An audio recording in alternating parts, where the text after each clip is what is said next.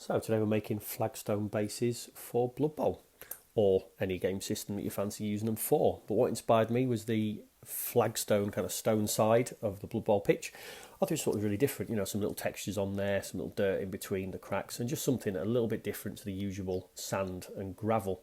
Thought to myself, how am I going to do this? What am I going to do it with? First thought was, well, let's pick up some slate from the garden. I figured that these, kind of look a bit like the texture you would get on a flagstone. So I just picked a random selection, different sizes, some different textures, ones that I thought might work quite well. And today I'm going to use Milliput.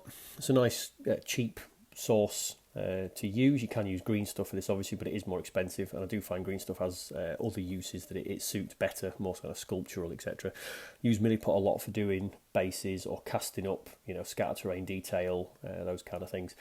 Advantages of Milliput's very cheap. I used about 50 pence worth of Milliput doing this. That's 12 bases. Can be a little bit brittle, but again, as long as you're using it for the right purpose. So on a base in a large proportion, you're not using too much fine detail work. The brittleness doesn't particularly matter. So, but you could use anything you want. Doesn't really matter. When you are using Milliput, you just slice two evenly sized pieces and then proceed to squish it and knead it together until the two colours blend into one and you've got a consistent colour and texture through it. Use a bit of water if it starts sticking to your fingers, because obviously what you don't want to do is lose half of it onto your fingers and stick, and it's just sort of starts making a mess. Wetting your fingers and wetting the Milliput itself won't stop it setting, doesn't slow it down at all, and it will set underwater, so just a thing just to keep it a bit cleaner.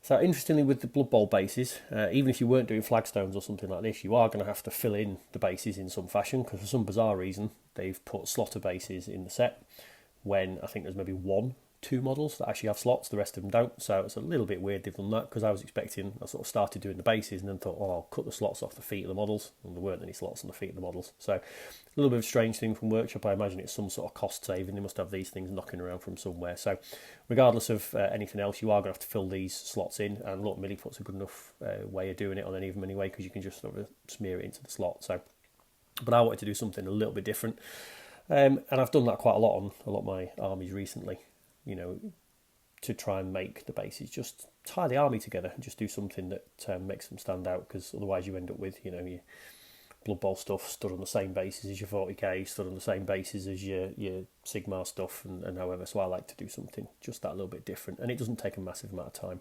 The whole process I'm going to show you now, including the drying time, was about an hour and a half or so in between making it, and then at the very end of the process, when you obviously finish the bases, there was a bit of time to make sure the Milliput kind of set. So work time, you're talking maybe an hour. The whole process probably took about 4 hours with all the various drying times and things involved, although I did leave it overnight on the final drying occasion, but you don't have to leave it that long.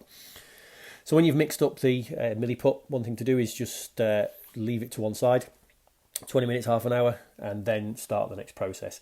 So what I'm doing here is breaking off equal sized chunks and just literally sticking it on the base, doing nothing with it now, but just so that I know I've got an even amount of Milliput on every base in the set, and that just helps you not start using too much. If you start whacking too much on, rolling it out, etc., you're going to end up finding you've run out. So I just find equal amount, because you can actually spread this fairly thin if you need to, but obviously I've just mixed the amount and I'm spreading it equally across the bases.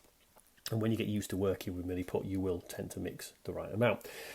So the next stage, after it's had a bit of time sat on the base, is literally just to spread this across the base. Slightly wet fingers, just push it up to the edges and push it sort of down into the slot where you've seen it, and it then spreads to a decent thin layer. You don't want it to be too thick. You're talking like a mil across here.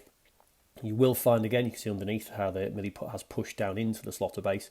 Now you don't want to fill the whole thing, there's no point, so I've just taken the end of the metal ruler and I'm just pushing it sort of half back out the slot so it's not completely doing, and you'll get a bulge on the other side.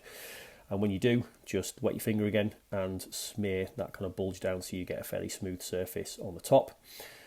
And then use a hobby knife and just slice off any excess around the edge of the base, because you don't want to, there's no point waiting for it to set and you end up slicing it off later. So just to neaten up the process here, and then that Milliput you've sliced off you can use if you want, or you can lob it away because it's like a pence worth. So when they've all been done, you can see I've done some bases already on here. Before you start pressing the mould in, just get some water on the top, just again give it a bit malleable, make sure things are not going to stick together. keep it smooth. Make sure the rock you're going to use, a bit of slate, is a bit damp, and then all I've done is quite simply pressed it into the surface of the base until I think that the detail and texture on there looks all right. Now on this one I'm going to do the gap in the flagstone. Just metal ruler and just literally stick it in, jiggle it side to side to try and make it more of a V-shape cut than just a straight line, make it sort of look like your flagstones would in your garden or your patio, and that's it. So a real simple process, and I've tried to do something a bit different on every base. So if I'm going to put the join in the flagstone, maybe put a different side, crossed it in a few others, and just do that. So these 12 bases at this actual stage probably took no more than 5 minutes just to press these details in and try and make them different, using different sides of the slate on different ones. So leave a ridge in one, leave one fairly flat, because what you don't want to do is end up making all the bases look exactly the same. So fairly easy to do, nothing complex. Again, at this point it was an experiment, and I'm pleased to say the experiment turned out, seems to be all right. Obviously from the shots you've seen at the start and from the shots at the end, you see this one here, I'm just trying to leave a bit of a lump in the middle, just a bit of variance, a bit of difference. So that's that. Now when they've set, so this again, a couple of hours to set to the point you can handle them and start carving them if you want. I quite like the detail that's been left on there. There was a little bit of tidying up and a couple to do, just a hobby knife around the edge, just where it's been impressed over a little bit much, and then in some of the cracks, you might want to slice a bit away just to make it look a bit more uneven. But again, quite quick and easy. And I think actually when you compare the textures to the textures on the board, I think it's fairly consistent, and it seems like I've done a fairly decent job. So all we did then is spread it up black, and then a quick dry brush of grey. Just a couple of different stages, going with different highlights, and I've put some sand and painted that up into like a brown colour just on some of the bases, because that's what the board has got.